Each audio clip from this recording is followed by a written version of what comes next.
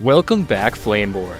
Today, we're going to be talking about some of the changes you can expect to see in Enshrouded when the game releases out of early access on the 15th of October. These are all based on feedback from you, the players. So as usual, thank you for sharing your feedback with us. Let's start with the dragon in the room, the Fell Dragon Youngling. It has long been the last boss in the game, and for many, it has been less of a formidable foe and more of an impassable obstacle. We're taking a few steps to remedy that.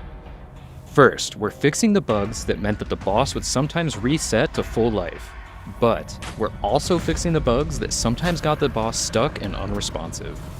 The next steps we're taking are increasing the depth of the arena so that players will less often accidentally fall off or be pushed off by the dragon's gust of wind.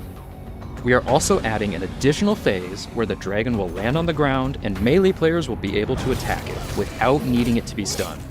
Speaking of stunning, did you know that melee builds can reflect the rock projectiles to stun the dragon? The game does tell you, but anecdotal evidence from talking to many of you shows that a number of our players aren't trying to parry the projectiles. We are also reducing the amount of stunning attacks required before the dragon gets stunned, increasing the damage taken normally, as well as making the weak spot on its back effective for all weapon types. We're also making it stay stunned for a little longer, but to even it out, it will take a little less damage than before while stunned. Its hitbox will be refined to make it easier to hit, and last but not least, we're significantly reducing its overall health. Our goal with these changes is to make the fight against the Fell Dragon Youngling a challenge without turning it into a chore. Another addition we're making is that dying will no longer immediately reset the health of the enemies you are fighting.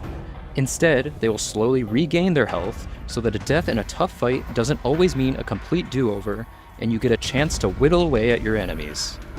We're currently testing this feature internally to find a sweet spot, but as always, we'll be listening to your feedback. A lot of you were very vocal about not liking the changes brought to Updraft by Update 8, which added a charge-up time to Updraft and changed the strength of the movement accordingly. You were very, very vocal.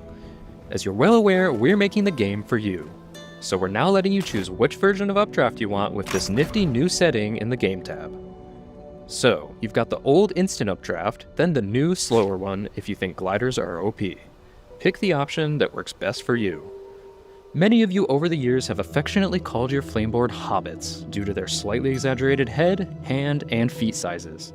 But for 1.0, we're once again giving people what they want by adding new player proportions to look more like you're here to save the realm and less like you're looking for second breakfast. If you already have an existing character, head over to Elio Ricci, who can use his scissors to give your Flameborn a little trim. Looking a little fresher, no? One thing that we've heard a lot from players building extensive bases and populating them is that their inhabitants tend to get stuck in awkward places.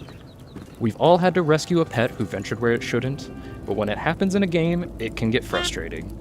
And when it happens to a grown man, it's even worse. Come on, Oswald, how did you get there? Me? Just hanging around.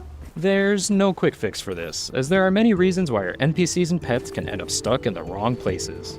However, all of the reasons we're currently aware of are fixed, which should cover most of the current cases players are seeing. If in the future we see this behavior happen again, we'll fix it too. Fishing has been reworked on a deep level to be less frustrating. Bait now attracts fish predominantly from the biome from which bait resources were taken. Improved fishing bait guarantees that biting fish will correspond to the tier of the bait. Location has no influence on the chance of catching fish.